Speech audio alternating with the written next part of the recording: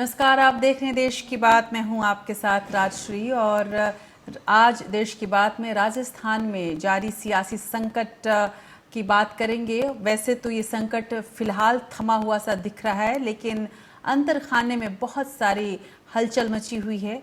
क्या रहेगा कांग्रेस का भविष्य राजस्थान में, इसकी पूरी तफसील हम आपके सामने रखेंगे। ये मामला जो जानकार हैं वो कह रहे हैं कि पूरी तरह से ख़त्म नहीं हुआ है, और ख़त्म हो भी कैसे जब बात कुर्सी की आती है, जब बात ताकत की आती है, जब बात सियासी रसूख की आती है, तो बड़े बड़े नेता इसी तरह का जो व्यवहार है वो करते हैं, जिस तरह से अशोक गहलोत और सचिन पायलट कर रहे हैं। लेकिन ये अलग बात है कि 150 साल पुरानी इस पार्टी में, जिसे कांग्रेस के नाम से हम जानते हैं, नेतृत्व की इतनी घोर कमी दिखने लगी है कि एक के बाद एक वो अपने सारे किले खोती जा रही है। कांग्रेस की घटती हुई साख और राजस्थान में मची इस सियासी जो घमासान है, इसके बहाने हम देखने की कोशिश करेंगे कि राष्ट्रीय स्तर पर अब राजनीति कितनी बदलने वाली है और कांग्रेस के भविष्य को लेकर किस तरह का अंदाज़ा अब बहुत आसानी से लगाया जा सकता है। क्या अब ये ज़रूरी है कि कांग्रेस को एक नए तरह का नेतृत्व दिया जाए? कांग्रेस में नई जान फूंकने के लिए क्या कुछ किया जा सकता है? एक जानकारों का क्या मानना है, इस पर तो हम रिपोर्ट दिखाएंगे और साथ ही आपको ये दिखाएंगे कि बीजेपी के लिए ये कितनी मुफीद स्थिति है। राजस्थान की यदि हम बात करें तो लगातार दावे प्रतिदावे चल रहे हैं। सचिन पायलट ऐसे नाराज हुए हैं कि मानने का नाम नहीं ले रहे। राहुल और प्रियंका नतमस्तक हो रहे हैं उनके आगे, लेकिन सचिन ऐसे साबित कर देना चाहते हैं जैसे मान लो कि वाकई वो इस राज्य के लिए सबसे बड़े नेता के रूप में उभर चुके हैं और अब उन्हें नेतृत्व दे दिया जाना चाहिए। उधर अशोक गहलोत अपने पुत्र मुंह में भी इस तरह से फंसे हुए हैं और सत्ता मुंह में इस तरह से फंसे हुए हैं कि वो छोड़ने का नाम नहीं ले रहे हैं। अशोक गहलोत की ताकत क्या है और सचिन पायलट की ताकत क्या है, हम दोनों की ताकतों को आज आंकेंगे और इन दोनों की ताकतों के बीच बीजेपी का खेल क्या है ये भी समझने की कोशिश करेंगे। वैसे सचिन पायलट के पिता भी कांग्रेस से विरोध कर चुके हैं, हालांकि उन्होंने कांग्रेस तब नहीं छोड़ा था। सचिन पायलट भी बार बार कह रहे हैं कि वो कांग्रेस नहीं छोड़ेंगे, लेकिन जो उनके अंदाज हैं वो कुछ और ही बता रहे हैं। इस पूरी खबर के साथ साथ हम आपको दिखाएंगे कि बीजेपी कैसे अशोक गहलोत सरकार को बार बार विधानसभा में बहुमत साबित करने की मांग कर रही है, और इससे गहलोत सरकार और सचिन पायलट की जो ये दोनों की मिलीजुली सरकार है, एक तरह से कहा जा सकता है, क्योंकि अब दोनों के बीच मतभेद बहुत ज़्यादा है। किस तरह की मुश्किलों का सामना करना पड़ सकता है और आने वाले दिनों में राजस्थान में राज किसका होगा, अब ये समझना बेहद ज़रूरी है। ये आपके सामने हम रखेंगे। इन तमाम खबरों के साथ साथ हम आपको पश्चिम बंगाल भी लिए चलेंगे, जहां पर एक विधायक की आत्महत्या करके मरने की खबर है और बीजेपी के विधायक थे, और इसके बाद कैसे बीजेपी हमलावर है ममता बनर्जी पर और किस तरह के आरोप ममता बनर्जी पर लगाया गया है, हम आपके सामने ये भी रखेंगे। इसके अलावा राहुल गांधी जो लगातार हमले कर रहे हैं प्रधानमंत्री मोदी पर कोरोना को लेकर, उन्होंने काफ़ी कुछ आज बोला है और उन्होंने कहा है कि क्या भारत की स्थिति कोरोना को लेकर बहुत अच्छी नहीं है, आखिर बात क्या है, आखिर स्थिति क्या है, इसे प्रधानमंत्री स्पष्ट करें। इस बीच कोरोना की यदि हम बात करें तो कोरोना के जो आंकड़े हैं वो कुछ इस अंदाज में बढ़ रहे हैं कि अब विश्व में लगभग हर 8वां मरीज भारतीय है, यानी कि ये जो आंकड़े हैं वो तेज़ी से बढ़ रहे हैं। हालांकि रिकवरी रेट हमारे देश में बहुत ज़्यादा है, इसलिए उम्मीद ये की जा रही है कि हम कोरोना को उस तरह से नहीं झेलेंगे जैसे पूरे विश्व ने झेला है, और उतनी मौत यहाँ पर नहीं होगी। लेकिन कोरोना को लेकर डर और साथ ही एहतियात दोनों ही पालन करने की ज़रूरत है और उसे डरने की भी ज़रूरत है। अभी तक इस पूरे मामले में क्या कुछ हुआ है हम आपके सामने रखेंगे, आंकड़ों की बात करेंगे और इसके साथ साथ उन तमाम पॉजिटिव खबरों की भी बात करेंगे, उन तमाम सकारात्मक खबरों की बात करेंगे जो कोरोना को लेकर आ रही हैं। रूस ने दावा किया है कि वैक्सीन बन चुकी है कोरोना की और बहुत जल्द कोरोना से पूरे विश्व को मुक्ति मिल जाएगी। रूस के इस दावे की भी जांच हम करेंगे। इसके अलावा हम बात करेंगे इन तमाम खबरों के साथ साथ इनकम टैक्स के एक बड़े रेड की। इनकम टैक्स के बाद ईडी ने प्रदेश में होटल व्यवसाय और दूसरे बिजनेस से जुड़े लोगों के कई ठिकानों पर रेड किया है।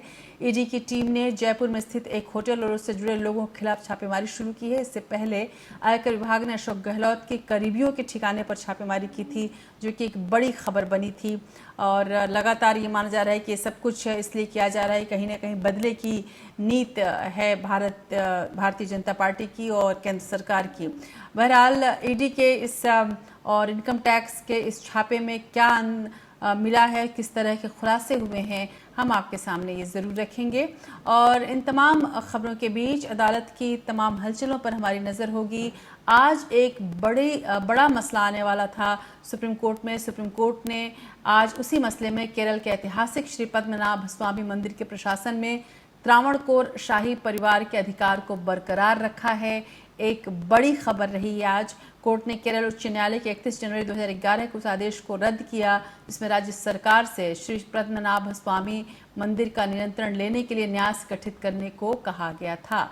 इसके अलावा 7वें दरवाजे पर बात होनी थी।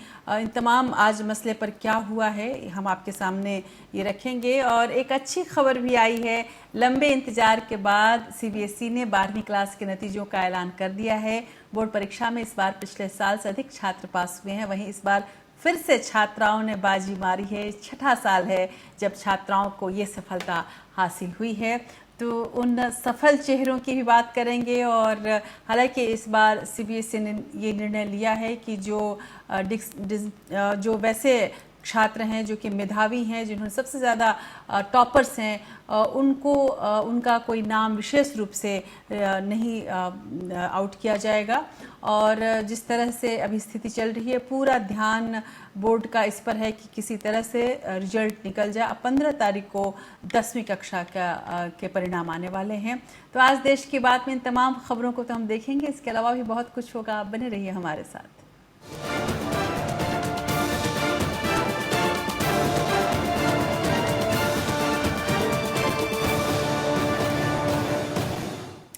राजस्थान में अशोक गहलोत सरकार पर संकट फिलहाल टलता हुआ भले ही दिख रहा हो, लेकिन सचिन पायलट की बगावत बड़ी मुश्किल के तौर पर अब भी सबके सामने मुंह बाकर खड़ी है।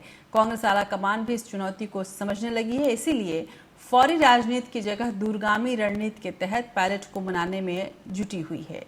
राजस्थान की गहलोत सरकार जो कुछ वक्त पहले तक स्थिर और मजबूत लग रही थी, सचिन पायलट की बगावत से अचानक डगमगाने लगी है। एक बार ऐसा लगा कि कांग्रेस के लिए राजस्थान बचा पाना मुश्किल होगा, लेकिन दिन भर की तमाम कवायदों के बाद फिलहाल गहलोत बचते हुए नजर आ रहे हैं। लेकिन ये ताज अब कांटों भरा हो गया है। जयपुर में मुख्यमंत्री आवास पर भारी सस्पेंस के बीच हुई बैठक में गहलोत ज्यादातर विधायकों की परेड कराने में सफल रहे।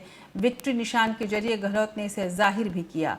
खबरों के मुताबिक बैठक में गहलोत खेमे ने दावा किया कि 107 विधायक इसमें मौजूद रहे। हालांकि बैठक में पायलट समेत कम से कम 18 से 20 विधायक नदारद बताए जा रहे हैं, जो ये बताते हैं कि सियासी संकट अभी खत्म नहीं हुआ है। यही कारण है कि बैठक के बाद 3 बसों में विधायकों को होटल में ले जाया गया। उधर सचिन पायलट को भी मनाने की कवायद लगातार जारी रही। कांग्रेस के तमाम बड़े नेताओं के बाद राहुल और प्रियंका गांधी ने भी पायलट से बातचीत की और उन्हें सलाह दी कि पार्टी द्वारा नामित नेताओं से बातचीत करके विवाद को सुलझाया जाए। सचिन पायलट को रोकने के लिए कांग्रेस ने सभी दांव चले। राहुल और प्रियंका गांधी वाड्रा ने उनसे बात की। केसी वेणुगोपाल, अहमद पटेल और पी चिदम्बरम ने भी पायलट को मनाने में कोई कसर नहीं छोड़ी। कांग्रेस प्रवक्ता रणदीप सुरजेवाला ने कहा कि सचिन पायलट और दूसरे लोगों के लिए दरवाजे खुले हैं, उन्हें पार्टी फोरम पर आकर चर्चा करनी चाहिए। मैं एक बार फिर सब विधायक, मंत्रियों, उप मुख्यमंत्री, सब साथियों से यह अनुरोध करूंगा कि वो कांग्रेस की सरकार को मजबूत करने और राजस्थान की प्रगति में भागीदार बनने के लिए आगे आएं, शामिल हों। उधर कांग्रेस के छत्तीसगढ़ प्रभारी पीएल पूनिया ने एक बार तो साफ कह दिया कि सचिन पायलट अब बीजेपी में है, लेकिन आधे घंटे बाद ही वो पलट गए। उन्होंने सफाई दी कि वो पायलट की नहीं बल्कि ज्योतिरादित्य सिंधिया की बात कर रहे थे।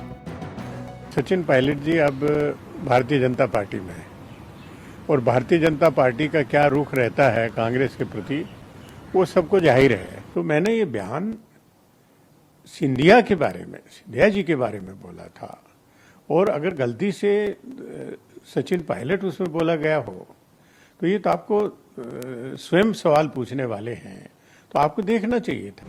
खबर है कि सचिन पायलट ने कांग्रेस आला कमान के सामने कुछ शर्तें रखी हैं। उनकी मांग है कि प्रदेश अध्यक्ष का पद उनके पास बरकरार रहे। इसके अलावा उनके 4 समर्थक विधायकों को मंत्री बनाया जाए। सचिन पायलट वित्त और गृह मंत्रालय भी अपने पास रखना चाहते हैं। अभी भी ऐसा मुझे सुनने को आ रहा है कि पार्टी में कुछ नेताओं की ऐसी सोच बनी है कि अगर सचिन को जाना है तो जाने दो। ये गलत है। आज पार्टी जिस अवस्था में है उस स्थिति में निश्चित तौर पर जितने भी नेता हैं, जितनी भी लीडरशिप है, उन सबको संभालना चाहिए। और अगर उन सबको नहीं संभालेंगे और सबको यूं ही जाने देंगे तो एक एक करके सब चले जाएंगे तो बचेगा कौन। इसलिए राजस्थान संकट का समाधान इसी में है कि सचिन पायलट को रोका जाए और उनको समझाया जाए। दूसरी ओर सीएम अशोक गहलोत ने जयपुर में शक्ति प्रदर्शन किया। उनका दावा है कि 100 से अधिक विधायक उनके साथ हैं, जबकि सचिन पायलट भी अपने साथ 30 विधायक होने का दावा कर रहे हैं। तमाम सियासी गहमा गमही के बीच विधायक दल की बैठक में अशोक गहलोत को नेता माना गया। उसके बाद सीएम अशोक गहलोत सभी कांग्रेस विधायकों को लेकर रिसोर्ट रवाना हो गए। Bureau report, APN news. तो राजस्थान में मुख्यमंत्री अशोक गहलोत की कुर्सी फिलहाल खिसकने से बचती हुई तो दिख रही है, लेकिन उन्होंने 100 से अधिक विधायकों के साथ होने का जो दावा मीडिया के सामने किया और अपनी ताकत दिखाई, इससे ऐसा लगा कि वो बच तो गए। हालांकि ये बाल बाल बचना हुआ। विधायकों की संख्या को लेकर वैसे बीजेपी और सचिन पायलट गुट ने कई सवाल उठाए हैं। बीजेपी आईटी सेल के हेड अमित मालवीय ने कहा कि अगर अशोक गहलोत के पास बहुमत है तो उन्हें तुरंत फ्लोर टेस्ट कराकर अपना बहुमत साबित कर लेना चाहिए। वो अपने विधायकों को रिजॉर्ट में ले जा रहे हैं, जिससे साफ होता है कि उनके पास संख्या नहीं है। उधर सचिन पायलट ने भी ये कहा है कि उन्होंने समझौते की कोई भी शर्त नहीं रखी है और आला कमान से उनकी बातचीत नहीं चल रही है।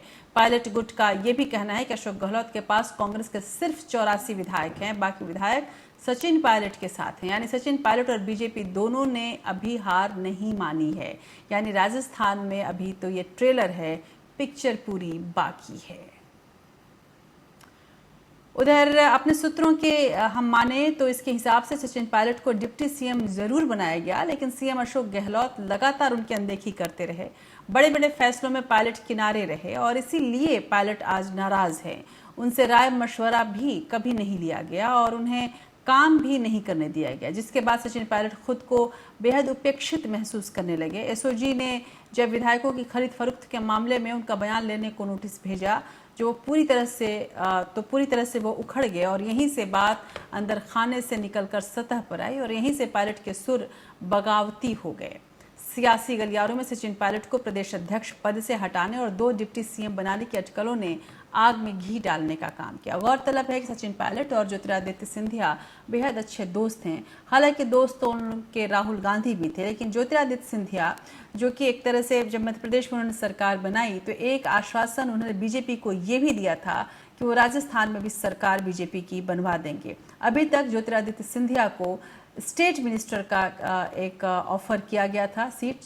गौरतलब है कि कहा जा रहा है जानकारों के हिसाब से कि मोदी सरकार के कैबिनेट का विस्तार, मंत्रिमंडल का विस्तार इस महीने हो सकता है और इसके आधार पर यह माना जा रहा था कि ज्योतिरादित्य सिंधिया को स्टेट मिनिस्टर बनने का एक विकल्प दिया गया था, लेकिन ज्योतिरादित्य सिंधिया स्टेट मिनिस्टर नहीं बनना चाहते हैं और वो कैबिनेट लेना चाहते हैं और इसके लिए एक तरह से एक लक्ष्य उनके सामने रखा गया और वो लक्ष्य राजस्थान का था। यदि राजस्थान को बीजेपी के खेमे में लाने में सचिन पायलट और ज्योतिरादित्य सिंधिया कामयाब हो जाते हैं तो पायलट को अपने भविष्य की उम्मीद लग रही है राजस्थान में, ताकि वो मुख्यमंत्री के तौर पर वहाँ पे काम कर सकें और इधर ज्योतिरादित्य सिंधिया को लग रहा है कि वो कैबिनेट मिनिस्टर बन जाएंगे। लेकिन इन सब के बीच अभी पूरा मामला कुछ इस तरह से गटमट है कि बिल्कुल साफ तौर पर कुछ नहीं कहा जा सकता। इस बीच इतना तो स्पष्ट हो गया है कि अब अशोक गहलोत और सचिन पायलट में ठन गई है। अब देखना होगा कि पलड़ा किसका भारी साबित होता है।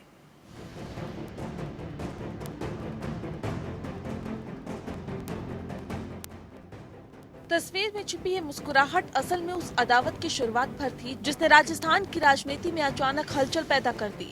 मध्य प्रदेश में ज्योतिरादित्य सिंधिया की बगावत को 4 महीने भी नहीं बीते थे कि राजस्थान में डिप्टी सीएम सचिन पायलट भी पूरे तेवर में नजर आने लगे। अपने खिलाफ एक नोटिस से नाराज सचिन पायलट ने कांग्रेस के खिलाफ मोर्चा खोल दिया। सचिन पायलट खेमे का कहना है कि डिप्टी सीएम से पूछताछ के लिए एसओजी का नोटिस किसी भी कीमत पर स्वीकार नहीं है। एसओजी ने विधायकों के खरीद फरोख्त के मामले में 120B के तहत बयान लेने का नोटिस भेजा। 120B राजद्रोह के केस में लगती है। इसी नोटिस के बाद सचिन पायलट के सुर बगावती हो गए। हालांकि इस नोटिस को लेकर कांग्रेस ने बचाव किया। गहलोत खेमे की तरफ से बयान आया कि मुख्यमंत्री अशोक गहलोत सचिन पायलट के साथ 20 से ज्यादा मंत्रियों और विधायकों को नोटिस भेजा गया है। एसओजी कांग्रेस की उस शिकायत की जांच कर रही है जिसमें बीजेपी नेताओं द्वारा खरीद फरोख्त की शिकायत की गई है। इसे किसी दूसरे नजरिए से नहीं देखा जाना चाहिए। वहीं इस पूरे प्रकरण को पायलट समर्थकों ने अपने खिलाफ सोची समझी साजिश करार दिया। वैसे राजस्थान में कांग्रेस की स्थिति मध्य प्रदेश जैसी नहीं है, जहां ज्योतिरादित्य सिंधिया ने खेल कर दिया था। 200 विधायकों वाली राजस्थान विधानसभा में कांग्रेस के पास 107 का आंकड़ा है, बीजेपी के पास 72 विधायक है। ऐसे में दोनों के बीच काफी अंतर है। कांग्रेस के कुछ विधायकों के साथ छोड़ देने से भी बीजेपी के लिए सरकार बनाना मुमकिन नहीं होगा। शायद यही वजह है कि पार्टी दूर से खड़े होकर तमाशा देख रही है और अपने लिए मौका तलाश रही है। Bureau report. उधर सचिन पायलट के मामले में बीजेपी की भी एंट्री होती है, लेकिन पार्टी कोई बड़ा फैसला करने से पहले सियासी नफा नुकसान का आकलन कर रही है। लेकिन सचिन पायलट अपने दोस्त और अब बीजेपी नेता ज्योतिरादित्य सिंधिया से मिलते हैं तो उनके बीजेपी में शामिल होने की अटकलें शुरू तो हो ही जाएंगी और ऐसा ही होने लगा। ज्योतिरादित्य सिंधिया का बयान आया कि राजस्थान के मुख्यमंत्री अशोक गहलोत ने पायलट को दरकिनार किया है और ये बयान इस बात को स्पष्ट तौर पर दिखा रहा था कि ज्योतिरादित्य सिंधिया कहाँ निशाना साध रहे हैं। और इसी में उन्होंने आगे कहा कि ये जो उपेक्षा है वो इस बात को साबित करती है कि कांग्रेस में टैलेंट और क्षमता की कद्र नहीं है। इसके बाद से मामला और उलझ गया। हालांकि सचिन पायलट भी 30 विधायकों के समर्थन का दावा करते रहे, जिसके बाद कांग्रेस आलाकमान की नींद खुली और पायलट से संपर्क साधा गया। हालांकि कई सवाल अब भी अनसुलझे हैं। मसलन क्या पायलट बीजेपी में जाएंगे, क्या वो सीएम बनने की शर्त पर कांग्रेस में वापस आ जाएंगे या फिर क्या पायलट अलग पार्टी बनाएंगे। इन सबसे बड़ा सवाल एक ये भी है कि क्या कांग्रेस सचिन पायलट को मनाने में सफल होगी और सरकार के ऊपर बना खतरा पूर्णतः खत्म हो जाएगा। पूर्णतः मतलब अब कोई खतरा नहीं रहेगा। अभी तक तो ये दिख रहा है कि फिलहाल एक खतरा टल गया है, लेकिन सचिन जिस तरह से नाराज हैं अब उसको देखकर ऐसा लग रहा है कि इतनी आसानी से ये मामला सुलझने वाला नहीं है। हालांकि अशोक गहलोत की राजनीति के संदर्भ में यदि सचिन पायलट की राजनीति को हम देखें तो सचिन अभी वाकई स्कूल में हैं। अशोक गहलोत इस तरह के तमाम खेल देख चुके हैं। इन सब के बीच एक और शख्स है जिसकी चुप्पी सबको खल रही है। ऐसा नहीं है कि कोहराम या नाराजगी केवल कांग्रेस के अंदर है, यही काम बीजेपी के अंदर भी है। जिस तरह से महारानी यानी कि अशोक गहलोत के पहले मुख्यमंत्री रही वसुंधरा राजे सिंधिया ने चुप्पी साध रखी है और वो एक ताकत भी बन गई हैं अशोक गहलोत के लिए। और इस वजह से अब ये भी कयास लगाया जा रहा है कि कहीं न कहीं वसुंधरा राजे अशोक गहलोत को ही आगे बढ़ाने में लगी हुई हैं। गौरतलब है कि वसुंधरा राजे बीजेपी के अंदर अपनी उपेक्षा से अभी तक नाराज रहती आई हैं। जो स्थिति आज सचिन पायलट महसूस कर रहे हैं, जो घुटन महसूस कर रहे हैं वो कांग्रेस के अंदर, ठीक वही घुटन वही स्थिति वसुंधरा को बीजेपी में महसूस हो चुकी है और इसलिए वो फिलहाल अशोक गहलोत के साथ हैं, चाहे वो दबे छुपे ही हो, ऐसा जानकारों का कहना है। उधर कुल मिलाकर देखें तो राजस्थान में मची सियासी हलचल के बीच अब ये तो स्पष्ट हो गया है कि राज्य में कांग्रेस 2 खेमों में यानी कि सचिन पायलट का खेमा और अशोक गहलोत का खेमा, इन 2 खेमों में बट गई है। हालांकि दोनों के बीच पैदा हुई इस दरार का एक अपना इतिहास है जो लंबे वक्त से चलता आ रहा है। साल 2018 की याद हम आपको दिलाते हैं। साल 2018 में राजस्थान में कांग्रेस की जीत के बाद जब सचिन पायलट को दरकिनार करके अशोक गहलोत को मुख्यमंत्री बनाया गया तो यह अदावत अपने चरम पर पहुंच गई। सचिन पायलट का यह मानना है कि वो गुर्जरों के अकेले नेता हैं और युवा हैं, इसलिए उनको मौके भी ज़्यादा मिलना चाहिए। यहाँ तक कि उनके चाहने वाले ये भी कहते हैं कि राजस्थान में जिस तरह की जीत कांग्रेस को मिली है, उसका पूरा दमखम जो है, उसका पूरा दारोमदार जो है वो सचिन पायलट पर ही था और सचिन पायलट ने ये करके दिखाया। अशोक गहलोत ने तो केवल मलाई खाई है। अब ये देखना होगा कि अशोक गहलोत जो कि जादूगर हैं पेशे से, और वो और सचिन पायलट किस तरह से अब किसकी जादूगरी चलती है और किसका परचम लहराता है।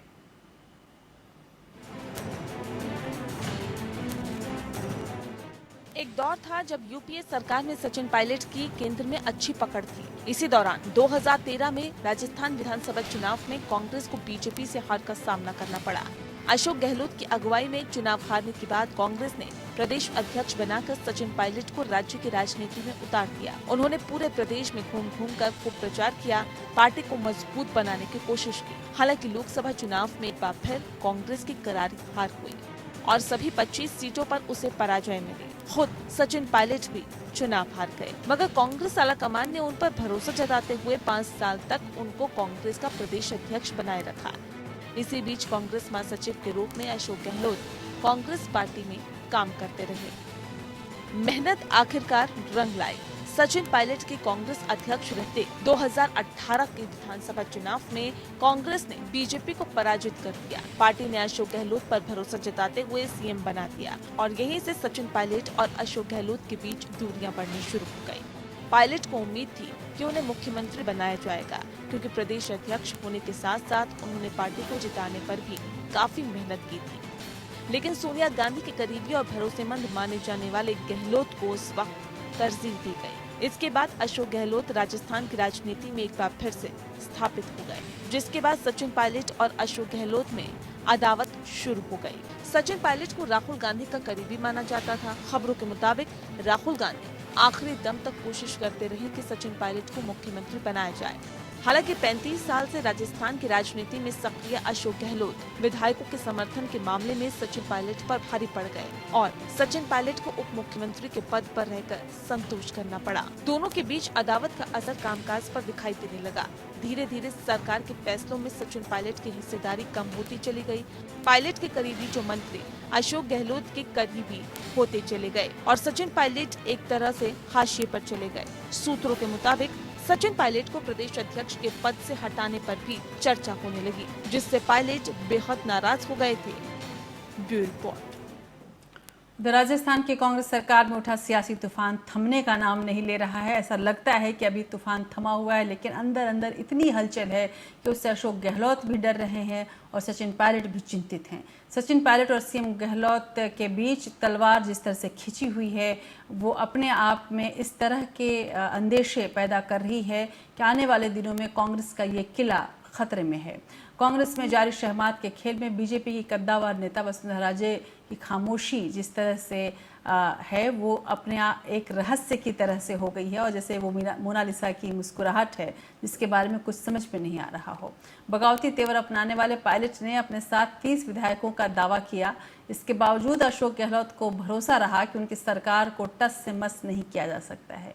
सवाल तभी से उठने लगा है कि आखिर गहलोत के इस आत्मविश्वास के पीछे उनकी जादुई कला है या फिर वसुंधरा राजे की खामोशी भी एक बड़ी वजह बन रही है। राजस्थान में बदले सियासी माहौल में बीजेपी की ओर से केंद्रीय मंत्री गजेंद्र शेखावत और राज्यसभा सदस्य ओम माथुर ही खुलकर कांग्रेस नेता सचिन पायलट के साथ खड़े नजर आए। वहीं राजस्थान में बीजेपी की कद्दावर नेता और पूर्व सीएम वसुंधरा राजे ने पिछले 2 दिनों से चुप्पी साध रखी है। पूर्व मुख्यमंत्री वसुंधरा राजे ने विधायकों की खरीद फरोख्त के मामले में एसओजी की एफआईआर और मुख्यमंत्री अशोक गहलोत के बीजेपी पर तीखे प्रहार के जवाब में कोई प्रतिक्रिया नहीं दी। हालांकि उन्होंने धौलपुर से सचिन पायलट के पक्ष में एक बयान जारी करते हुए कहा कि सचिन के साथ अशोक गहलोत बुरा व्यवहार करते थे, उसके साथ अन्याय हुआ। हालांकि बीजेपी के दूसरे नेताओं की तरह वसुंधरा राजे कोई राजनीतिक दखलंदाजी करती नजर नहीं आ रही है। माना जा रहा है कि इसके पीछे राजस्थान का राजनीतिक गणित है। अशोक गहलोत और वसुंधरा राजे के बीच अच्छी राजनीतिक केमिस्ट्री है। कांग्रेस सरकार बनने के बाद अशोक गहलोत कभी वसुंधरा राजे के खिलाफ कोई बयानबाजी और टीका टिप्पणी करते नहीं दिखे हैं। वहीं वसुंधरा राजे भी गहलोत सरकार के खिलाफ पिछले 1.5 साल में सड़क पर नहीं उतरी हैं। गहलोत के सत्ता में आने के बाद वसुंधरा राज्य के दौर में बने मुख्य सचिव डीबी गुप्ता को पद से नहीं हटाया गया था। इसे लेकर सचिन पायलट ने कांग्रेस के शीर्ष नेतृत्व से शिकायत की तो गहलोत ने उन्हें मुख्य सचिव के पद से हटाकर राजनीतिक सलाहकार नियुक्त कर लिया। बीडी गुप्ता को वसुंधरा का करीबी माना जाता है, इससे भी उनके राजनीतिक समीकरण को समझा जा सकता है। वैसे राजस्थान में कांग्रेस सरकार के ऊपर छाए संकट के बादलों पर बीजेपी इंतजार करो और देखो की मुद्रा में है। कोई भी निर्णय लेने से पहले बीजेपी मुख्यमंत्री अशोक गहलोत और सचिन पायलट के बीच शक्ति प्रदर्शन के परिणाम को देखना चाहती है। यही वजह है कि वसुंधरा राजे भी साइलेंट मोड में है, इसीलिए अशोक गहलोत काफी आश्वस्त नजर आ रहे हैं। Bureau report. तो सियासत में हमेशा ओल्ड गार्ड के साथ युवा जोश के सामंजस्य को कामयाबी की सबसे मजबूत कड़ी समझा जाता है, सबसे हिट फॉर्मूला है ये फॉर्मूला कई मौकों पर कारगर होते हुए भी देखा गया है। लेकिन मौजूदा वक्त में राजनीतिक संकट से जूझ रही कांग्रेस के लिए ये अनुभव और युवा सोच ने मिलकर जीत की कई कहानियां तो लिखी, लेकिन उन कहानियों को बरकरार रखने में बहुत सफल नहीं हुए। अब हालात ऐसे हो गए हैं कि युवा चेहरे ही पार्टी के साथ साथ दिग्गज नेताओं की चूल्हे हिला रहे हैं और उनकी नींव खोद रहे हैं। ताज़ा उदाहरण सचिन पायलट का है। वहीं कुछ महीने पहले ज्योतिरादित्य सिंधिया और उससे भी पहले नॉर्थ ईस्ट में हेमंत बिस्वा शर्मा कांग्रेस को अच्छा खासा सियासी नुकसान पहुंचा चुके हैं। आखिर क्या वजह है कि ये युवा चेहरे कांग्रेस के अंदर एक घुटन महसूस करने लगे हैं? क्या उन्हें अपना भविष्य अब कांग्रेस में नहीं दिखता? इस वजह से वो परंपरागत रूप से जो उनके लिए पार्टी रही, उनके पिता भी इसी पार्टी में रहे, उनका भविष्य इसी पार्टी में बना पला बढ़ा, अब वही लेकर वही जो युवा चेहरे हैं वो क्यों अपने आप को दूसरी जगह ज़्यादा कंफर्टेबल समझ पा रहे हैं? देखिए इस पूरे कारण को तलाशती है खास रिपोर्ट।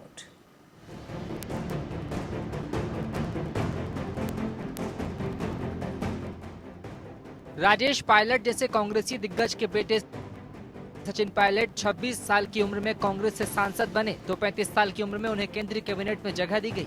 इसके बाद 2014 में जब उनकी उम्र 37 साल थी तो पार्टी ने राजस्थान प्रदेश कांग्रेस कमेटी की कमान उनके हाथों में सौंप दी। सचिन पायलट ने जी तोड़ मेहनत की, पूरे प्रदेश में घूमकर तत्कालीन वसुंधरा राजे सरकार के खिलाफ अभियान चलाया। ये वो वक्त था जब अशोक गहलोत दिल्ली में राहुल गांधी के साथ देश की राजनीतिक बागडोर संभाले हुए थे। 2018 में राजस्थान की जनता ने कांग्रेस को मौका दिया, लेकिन जब जीत का सेहरा बांधने का नंबर आया तो अशोक गहलोत का तजुर्बा और पार्टी में उनकी पकड़ सचिन पायलट की 5 साल की मेहनत पर भारी पड़ गई। नतीजा ये हुआ कि राजस्थान में कांग्रेस गहलोत और पायलट खेमे में बट गई और अंत में सचिन पायलट कांग्रेस से दूर हो गए। कांग्रेस पार्टी सबको अवसर देती है। ज्योतिरादित्य सिंधिया जी को कौन सा अवसर नहीं मिला?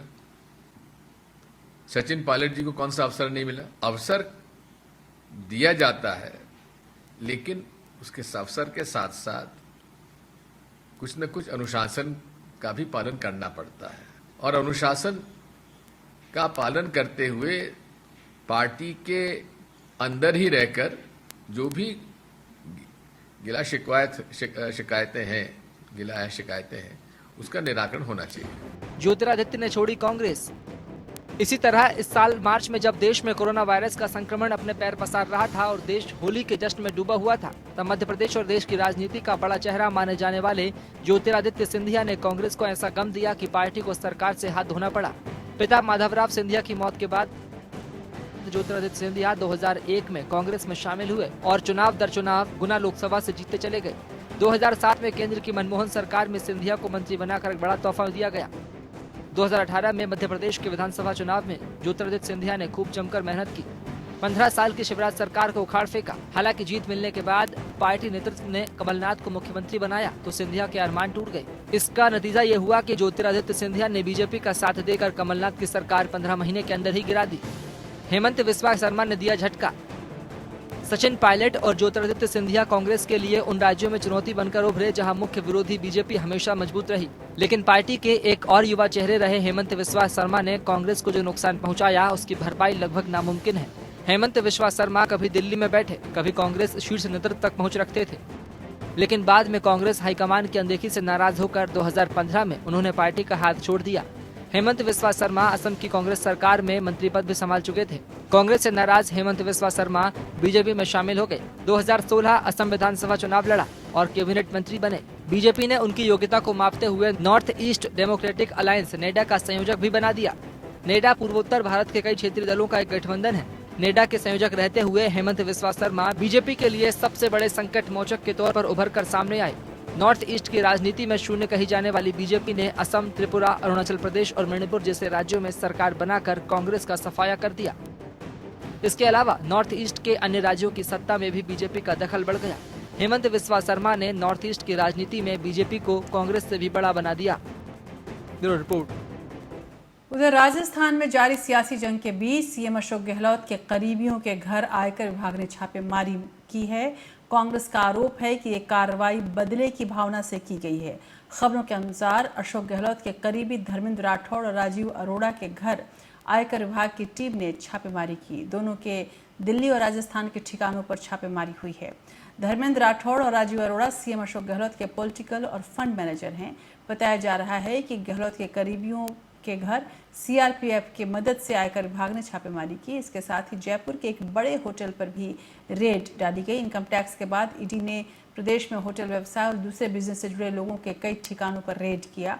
ईडी की टीम ने जयपुर में स्थित एक होटल और उससे जुड़े लोगों के खिलाफ छापेमारी शुरू की है। इससे पहले आयकर विभाग ने अशोक गहलोत के करीबियों के ठिकाने पर छापेमारी की थी।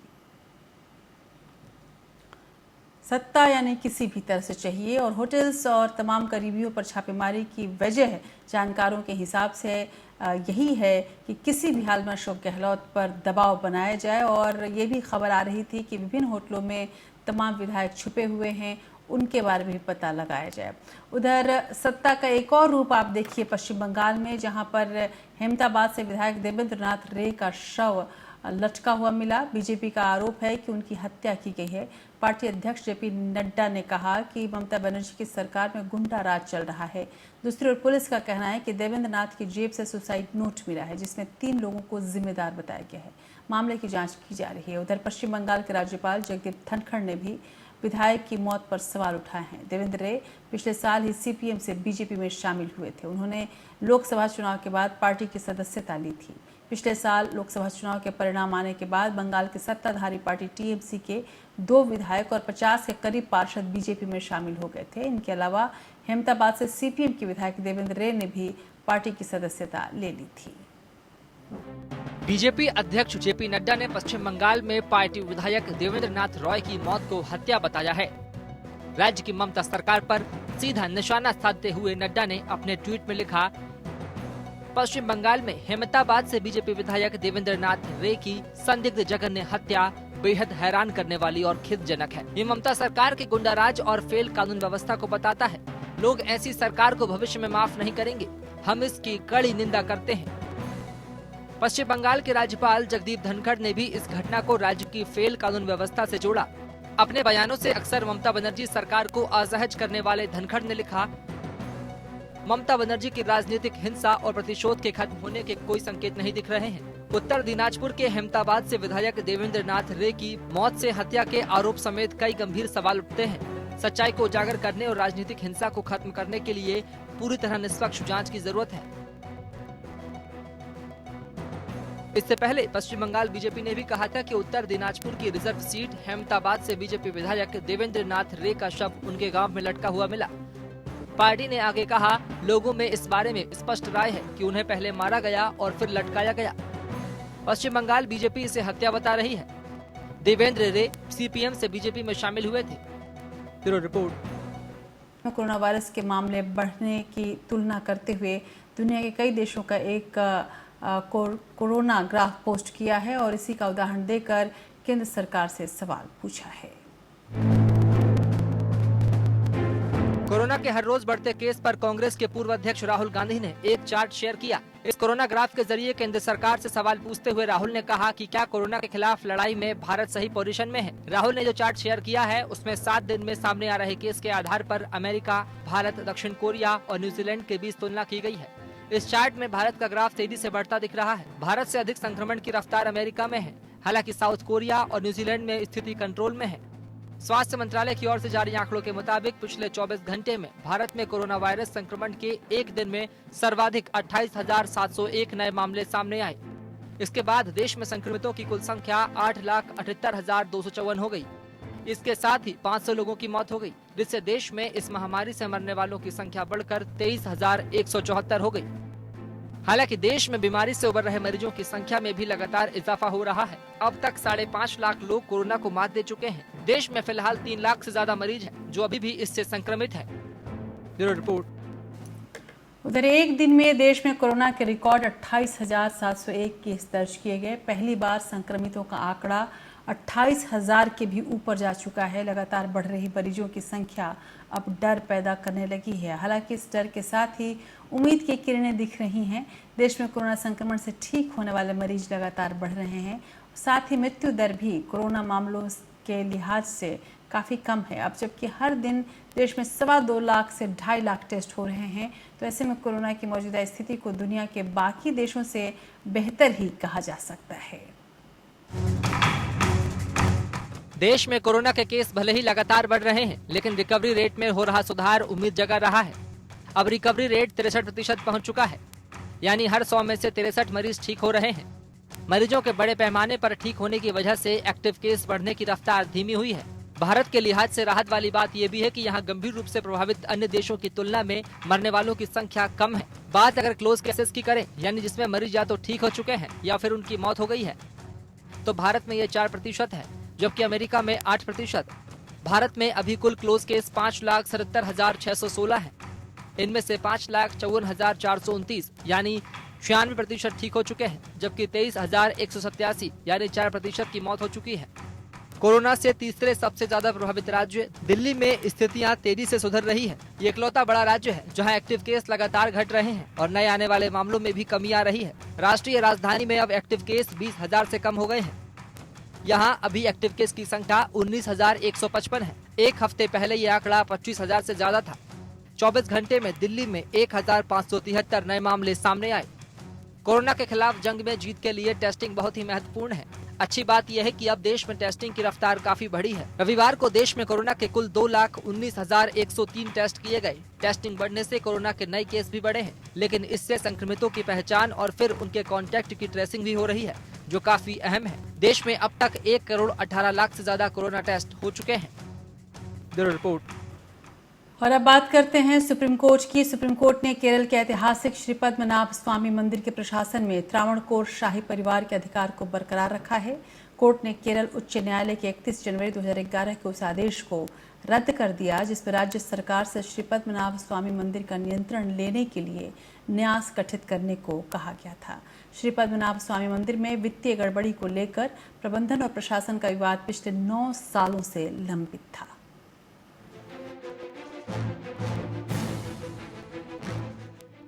सर्वोच्च अदालत ने पद्मनाभ स्वामी मंदिर के प्रबंधन में त्रावणकोर के राज परिवार के अधिकार को मान्यता दे दी। तिरुवनंतपुरम के जिला जज की अध्यक्षता वाली कमेटी फिलहाल मंदिर की व्यवस्था देखेगी। मुख्य कमेटी के गठन तक की यही व्यवस्था रहेगी। मुख्य कमेटी में राज परिवार की भी अहम भूमिका होगी। मंदिर प्रबंधन को लेकर 9 साल से विवाद चल रहा था। ये मंदिर उस वक्त सुर्खियों में आया जब इसकी तिजोरियों में अकूत संपदा का खुलासा हुआ था। अब ये दुनिया के सबसे धनी मंदिर में शुमार होता है। जस्टिस यूयू ललित और जस्टिस इंदु मल्होत्रा की बेंच ने करीब 3 महीने तक जिरह सुनने के बाद पिछले साल 10 अप्रैल को फैसला सुरक्षित रखा था। याचिका में केरल हाईकोर्ट के 31 जनवरी 2011 के फैसले को चुनौती दी गई थी। सुप्रीम कोर्ट ने 2 मई 2011 को केरल हाईकोर्ट के फैसले पर रोक लगा दी थी, जिसमें सरकार से मंदिर के प्रबंधन और संपत्तियों को टेकओवर करने को कहा गया था। श्री पद्मनाभ स्वामी मंदिर में वित्तीय गड़बड़ी को लेकर प्रबंधन और प्रशासन का विवाद 9 सालों से कोर्ट में लंबित था। केरल हाईकोर्ट के फैसले को त्रावणकोर के पूर्व शाही परिवार ने सुप्रीम कोर्ट में चुनौती दी थी। मंदिर के पास करीब 2 लाख करोड़ रुपए की संपत्ति है। भगवान पद्मनाभ स्वामी के इस भव्य मंदिर का पुनर्निर्माण 18वीं सदी में त्रावणकोर राजकुल ने कराया था। इस राज परिवार ने 1947 तक भारतीय संघ में विलय से पहले दक्षिणी केरल और उससे लगे तमिलनाडु के कुछ भागों पर शासन किया था। स्वतंत्रता के बाद भी मंदिर का संचालन पूर्ववर्ती राज परिवार के नियंत्रण वाला ट्रस्ट ही करता रहा। Bureau report. उधर सुप्रीम कोर्ट ने मद्रास हाई कोर्ट से मेडिकल के 2020-21 के शैक्षणिक सत्र में ग्रेजुएट, पोस्ट ग्रेजुएट और डेंटल कोर्स में ऑल इंडिया कोटे में तमिलनाडु सरकार द्वारा छोड़ी गई सीटों में राज्य के ओबीसी छात्र को 50% आरक्षण का लाभ नहीं देने के केंद्र के फैसले के खिलाफ लंबित याचिकाओं पर शीघ्र फैसला लेने को कहा है। इनमें से एक याचिका राज्य सरकार ने दायर कर रखी है। जस्टिस एल नागेश्वर राव और हेमंत गुप्ता की पीठ ने वीडियो कॉन्फ्रेंसिंग से सुनवाई करते हुए कहा कि हाईकोर्ट को शीर्ष अदालत में एक अन्य मामला लंबित होने के बावजूद राज्य सरकार और अन्य की याचिकाओं पर फैसला करना चाहिए। पीठ ने कहा कि उसके समक्ष याचिकाओं में दिए गए सभी तर्कों पर हाईकोर्ट को फैसला करना चाहिए। इसके साथ ही पीठ ने हाईकोर्ट से इसे देखने का अनुरोध किया। इससे पहले 2 जुलाई को राज्य सरकार ने एक आवेदन दायर करके शीर्ष कोर्ट से हाईकोर्ट को अपने यहाँ लंबित याचिकाओं का शीघ्र निपटारा करने का निर्देश देने का अनुरोध किया था। इस आवेदन में तमिलनाडु सरकार ने हाईकोर्ट के 22 जून के आदेश को चुनौती दी है। हाईकोर्ट ने इस आदेश में ओबीसी के लिए आरक्षण विवाद पर अंतरिम आदेश देने से इनकार करते हुए कहा कि ऐसी ही याचिका पर सुप्रीम कोर्ट में सुनवाई होनी थी। उधर सुप्रीम कोर्ट ने कहा है कि दिव्यांग लोग भी सामाजिक रूप से पिछड़े हैं और इस प्रकार वो अनुसूचित जाति, अनुसूचित जनजाति के उम्मीदवारों को दिए गए लाभों के समान योग्य हैं। पंजाब और हरियाणा उच्च न्यायालय के आदेश के खिलाफ अपील पर विचार करते हुए न्यायमूर्ति रोहिंटन फलिनरिमन की अध्यक्षता वाली पीठ ने कहा कि ये पिता प्राकृतिक संरक्षक के माध्यम से अनमोल भंडारी बनाम दिल्ली टेक्नोलॉजिकल यूनिवर्सिटी 2012 के मामले में दिल्ली उच्च न्यायालय के फैसले से निर्धारित सिद्धांत का अनुसरण कर रही है। न्यायालय ने इस तरह से कहा कि अनुसूचित जाति, अनुसूचित जनजाति के उम्मीदवारों को प्रदान की गई 10% छूट को देखते हुए पीडब्ल्यूडी उम्मीदवारों को अंकों में केवल 5% रियायत देने का प्रावधान भेदभावपूर्ण है और पीडब्ल्यूडी उम्मीदवार भी उसी उपचार के हकदार हैं। एक और बड़े मामले में सुप्रीम कोर्ट ने स्पष्ट किया है कि अमरनाथ यात्रा का आयोजन और उसके दौरान स्वास्थ्य के लिए बरती जाने वाली सावधानियों पर फैसला लेना सरकार का काम है। ऐसा करते वक्त सभी दिशा निर्देशों का पालन किया जाना चाहिए। सुप्रीम कोर्ट ने कहा कि जम्मू कश्मीर अब केंद्र शासित प्रदेश बन चुका है, जहां कोरोना को लेकर केंद्र सरकार की गाइडलाइन लागू होती हैं, इसलिए सुप्रीम कोर्ट इसमें कोई दखलंदाजी नहीं करेगा। कोरोना संकट काल में इस साल होने वाले अमरनाथ यात्रा पर रोक लगाने और भगवान के दर्शन इंटरनेट और टीवी पर लाइव दिखाने की मांग को लेकर सुप्रीम कोर्ट में याचिका दायर की गई थी। याचिका अमरनाथ बर्फानी लंगर संगठन ने दायर की है, जिसमें कहा गया है कि यात्रा में सालाना 10 लाख से ज्यादा भक्त आते हैं, जिससे उनमें कोरोना फैलने का खतरा बना रहेगा। और लंबे इंतजार के बाद सीबीएसई ने 12वीं क्लास के नतीजों का ऐलान कर दिया है। बोर्ड परीक्षा में इस बार पिछले साल से अधिक छात्र पास हुए हैं। वहीं इस बार फिर से छात्राओं ने बाजी मारी है। सुप्रीम कोर्ट के फैसले के बाद सीबीएसई ने 1 से 15 जुलाई के बीच होने वाली 10वीं और 12वीं की बाकी बची परीक्षाओं को रद्द कर दिया था और असेसमेंट स्कीम के आधार पर नतीजे जारी करने का फैसला किया था। बोर्ड परीक्षाओं पर सुनवाई करते हुए सुप्रीम कोर्ट ने निर्देश दिए थे कि वो 10वीं और 12वीं का रिजल्ट 15 जुलाई तक जारी कर दे, जिसके बाद सीबीएसई बोर्ड ने आज नतीजों का ऐलान करना शुरू कर दिया है।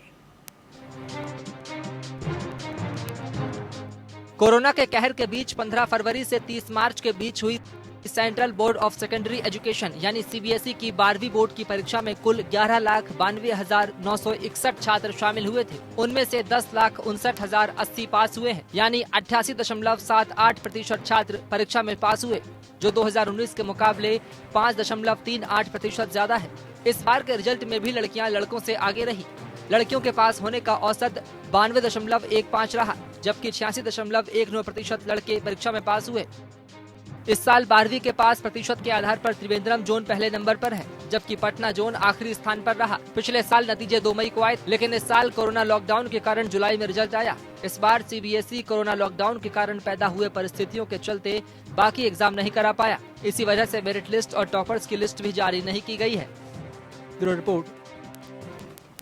उधर नेपाल के केबल ऑपरेटरों ने ओली सरकार के इशारे पर भारत के प्राइवेट न्यूज चैनलों पर लगाए गए प्रतिबंध को हटा लिया है। नेपाल में भारतीय चैनलों का प्रसारण फिर से शुरू हुआ है। इससे पहले नेपाली पीएम केपी शर्मा ओली और चीनी राजदूत को लेकर किए गए कवरेज से नाराज होकर नेपाल में भारतीय चैनलों को प्रतिबंधित कर दिया गया था। हालांकि बड़ी संख्या में नेपाली दर्शकों ने भारतीय न्यूज चैनलों को सब्सक्राइब कर रखा है और उनके दबाव के आगे नेपाली सरकार झुक गए और खासकर नेपाल के केबल ऑपरेटरों को ये फैसला लेना पड़ा।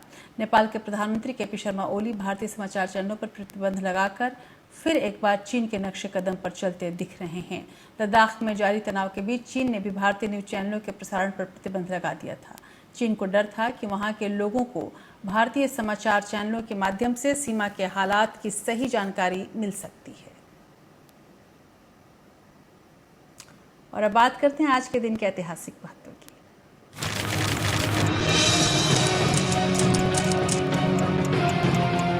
साल 1892 में आज ही के दिन मशहूर शास्त्रीय संगीतकार केसरबाई केरकर का जन्म गोवा में हुआ था। उनकी आवाज़ अंतरिक्ष में भी गूंजती है। उनका गीत जिसका शीर्षक है जात कहाँ हो को अंतरिक्ष यान वाइजर 1 और 2 की मदद से अंतरिक्ष में भेजा गया। वैज्ञानिकों ने अंतरिक्ष में अन्य जीवों की खोज और अपनी मौजूदगी बताने के लिए वाइजर गोल्डन डिस्क लॉन्च किया था। इसमें धरती पर मौजूद लगभग हर चीज़ की आवाज़ है। इस डिस्क को अंतरिक्ष में भेजने का मकसद ये बताना था कि हम कौन हैं और कहाँ रहते हैं। केसरबाई केरकर को कला क्षेत्र में भारत सरकार ने 1969 में पद्म भूषण से सम्मानित किया था। और साल 1923 में आज ही के दिन अमेरिका के कैलिफोर्निया के शहर लॉस एंजल्स में माउंट हिल्स के पास ज़मीन की कीमत बढ़ाने के लिए प्रचार के मकसद से हॉलीवुड साइन स्थापित किया गया। हॉलीवुड का साइन 45 फुट लंबा है और सफ़ेद अक्षरों से लिखा गया है। पूरे शब्द की कुल चौड़ाई 350 फुट है। मौजूदा दौर में ये साइन बोर्ड हॉलीवुड की पहचान है। और साल 1930 में आज ही के दिन फीफा वर्ल्ड कप के इतिहास का पहला फुटबॉल मैच जुलाई में ही खेला गया था। और 13 जुलाई से 30 जुलाई तक चले इस चैंपियनशिप में उरुग्वे ने अर्जेंटीना को 4-2 से हराकर खिताब जीता और इस तरह से वो फुटबॉल विश्व कप जीतने वाला पहला देश बना था।